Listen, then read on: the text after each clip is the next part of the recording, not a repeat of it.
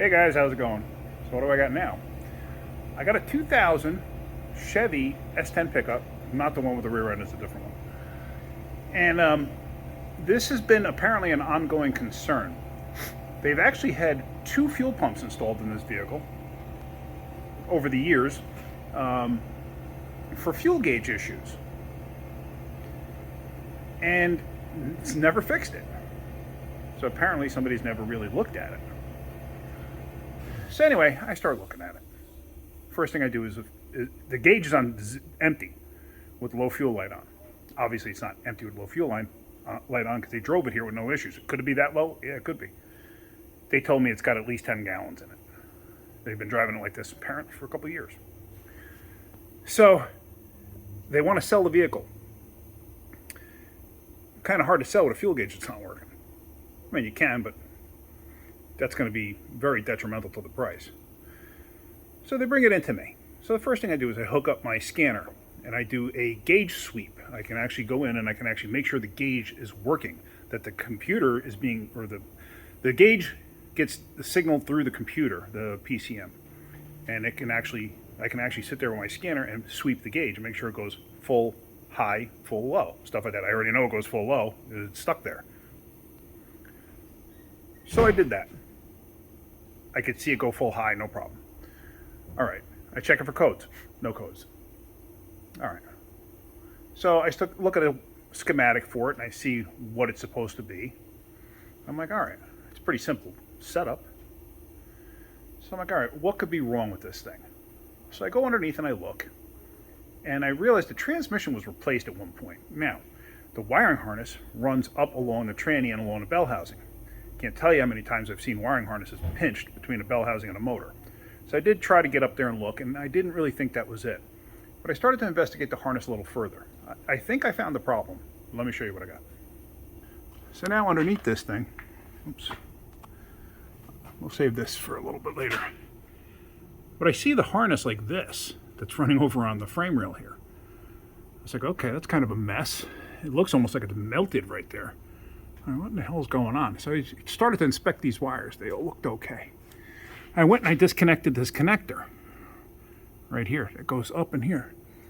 That looks okay. So like I said, this tranny looks like it's been replaced at some point. It doesn't look, it's definitely not the original tranny, even though it's quite dirty down here, but that's definitely not the original tranny. And I see a zip tie up there holding the wiring harness. That's not a factory zip tie. They don't do that. So I'm like, okay, what could it be? So, in all honesty, your best friend in a situation like this is start tugging on wires. I think I've showed you that with my own truck. So that's what I did. I actually went back to the gas tank to where I can, and I started tugging on wires. So here, the harness runs up the frame rail here, tucks behind the gas tank, runs up inside there, and it's actually over on this side. I don't know if I can get up there and show you.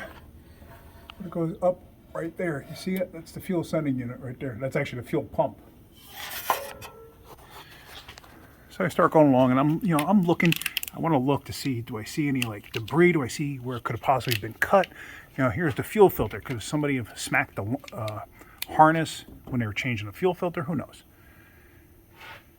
So then I really start to investigate this stuff. And then I realized I found this, where somebody had just taped this up. And this is all nasty, full of grease and everything else. But then I got to the connector here. Like, all right. So I started tugging on wires, and look what happened.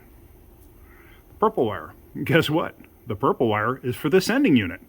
Popped right out. Took no effort. Popped right out. So what we are going to do is I'm going to brake clean all of this stuff just to get the goo off of it, all the sludge and grease and dirt and everything else. Then I'm going to disassemble that terminal out of there. And what I'm going to probably do is cut this harness, and I'm going to re-terminal that one end to put back in there, and then splice that wire back in place. Guarantee you that's the problem. So what I want to do is, like I said, I want to clean this up too. It's kind of a mess. So let me clean this off first, and let's go from there. So all I'm really doing here, I already did it once, is I'm brake cleaning everything just to get it clean, just to get the grease off. I'm going to blow dry it with compressed air, and then I'm going to detrim, or pull out that terminal, I should say. So now that everything's blown off with brake clean and a blowgun, I'm going to start to take this apart. I don't know if I could stay on it being this close. Let's see. I don't think so. Let me back up a bit, just make life a little bit easier. So you got to take this lock off of here. Basically, this is just like a preventive measure. It's like a safety or a redundant lock to keep the terminals from coming out. And it's a little deformed from the heat.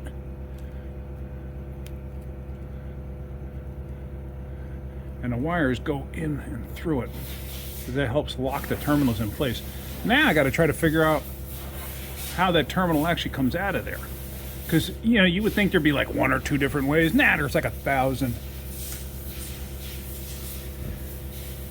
So, but usually you can kind of tell by looking through the front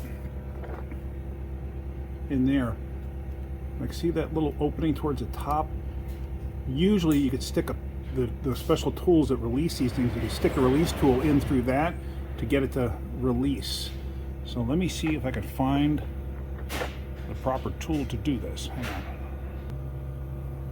Now lots of times the wire is on it, which makes life a little bit easier. You stick the terminal tool in.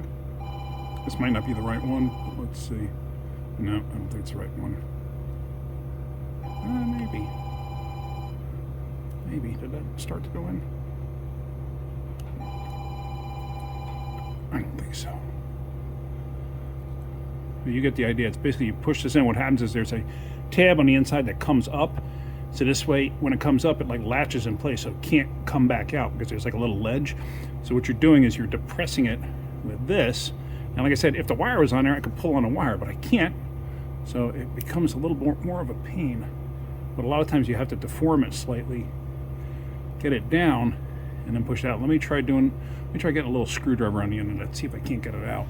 Because I don't know what the terminal is supposed to look like, so this is just a guess at this point. And I backed away from it to just try to make life a little bit easier so you could see what I'm doing. I'd like to focus in closer, but I kind of can't. Did that? I think I might have done it. Yep, okay. So now, you see it's pushing in. See that it's not all the way at the end anymore? So it's starting to push in. And there it comes out. Okay. So now,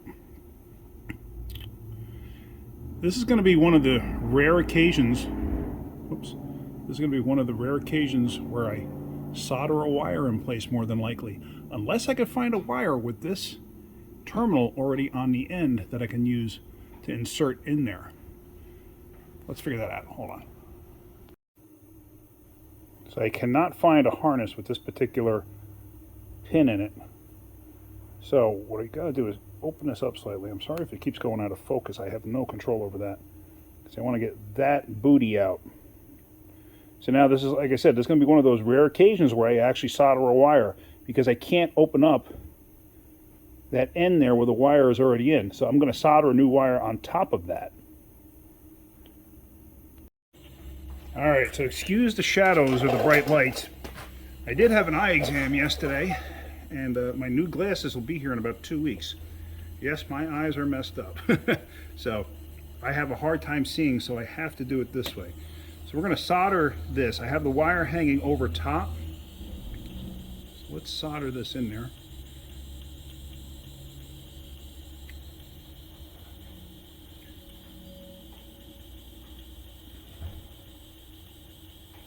That's one thing. I have an electric soldering iron somewhere.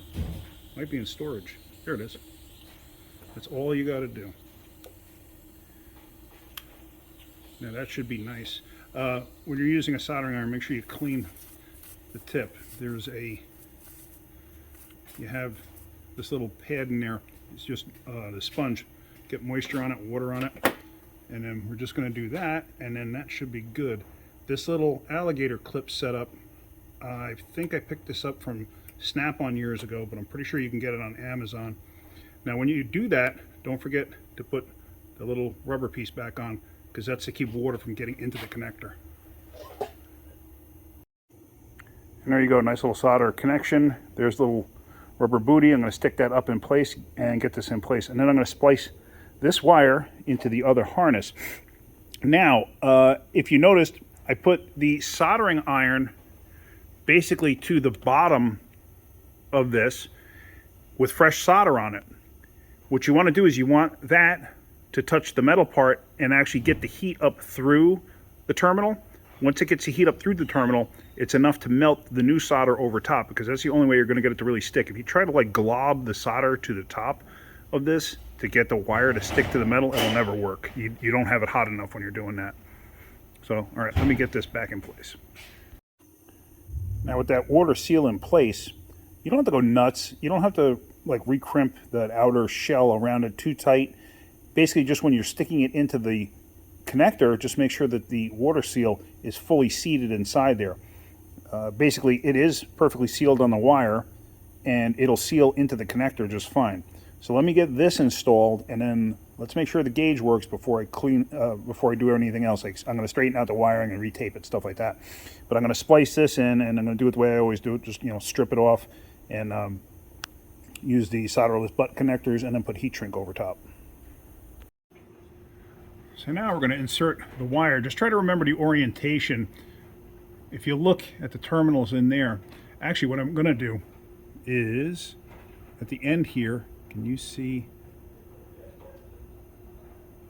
that little tab right there? That's actually the locking tab. I'm going to bend that back up so it acts like a ramp. You can just barely see it on the side there. It acts like a ramp. It'll help the terminal stay in the connector. Let me do that first real quick. All right, there you go. You see that little, oops, sorry. You see that little ramp right there? That's what's going to hold it in place. So just remember that that went upward. So when you stick this in place, you can actually hear it. And you probably didn't hear it on the video, but you can hear it and you can feel it click in place. Now it's locked. And plus that water seal is in there nice and tight. So let me clean up the wiring here a little bit, and let me fix this. This is such a mess. All right, I'm gonna straighten all of that out anyway. All right, let me get this fixed. I'm gonna zoom out on it when I do that. So one thing I try to do is I try to keep the length of wire relatively close. So how do you achieve that? If you can, just take the two wires, put them next to each other, and cut them. This way you're pretty darn close to the right length. Well, see, it's not exact, so I'm going to trim it a little bit more. Wow, the wind is kicking up. It sounds like an old ship that's falling apart. All right, let me do the repair on that. All right, so let's strip the ends.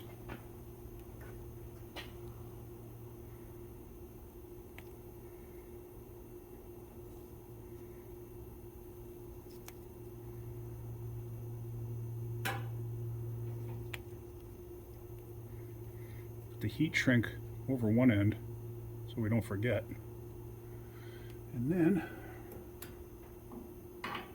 we're going to crimp the solderless butt connector. Hopefully this is all on the camera view because I can't see right now.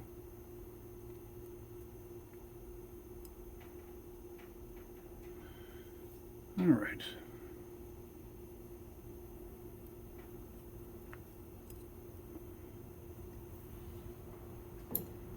And now, take my trusty little lighter.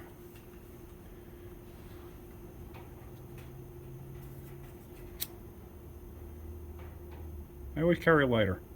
I used to be a smoker. I know I've mentioned it before. And that's why I constantly keep a lighter on me. Just makes, it actually comes in handy more often than you think. All right, so now what I just realized is The seal is missing. I don't remember it being there when I opened this harness up.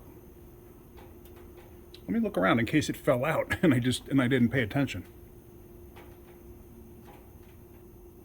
And yes, it did. I found it on the floor. Okay. Because you definitely want to put that back in place. So now, oops, I got these lights here, these Cyclops lights.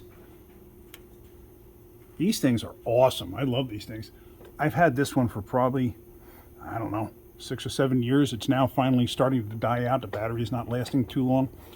I'm going to probably buy another couple of them because they work phenomenally. Only thing you got to remember is don't leave them connected. You know, they got a magnet on them. Just don't leave them. You know, don't forget that you'll have them underneath the vehicle. It's very easy. That's why this one has a tether on it, because as you can guess, I left one underneath the car one day and I wasn't happy about it. So let's connect said connector.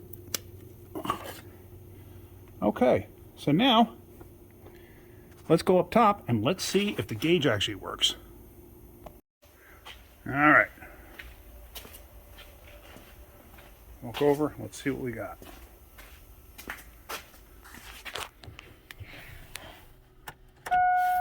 And we got the gauge, look at that. Awesome. Now, let me show you just so you can see what I was talking about before with the gauge sweep.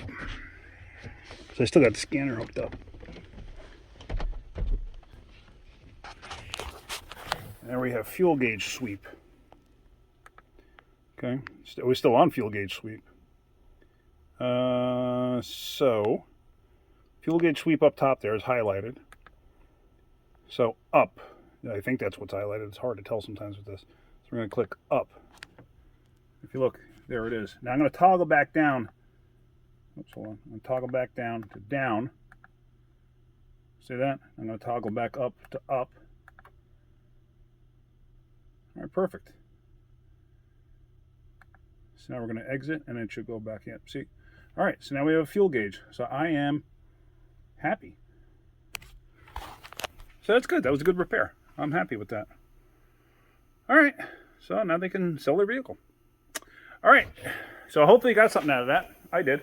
I'm just going to clean up that wiring and tuck that away. Really no big deal there. But yeah, so hopefully you got something out of that. If you did, hit that like button. If you could, please subscribe. All right, guys, have a great day. Keep wrenching.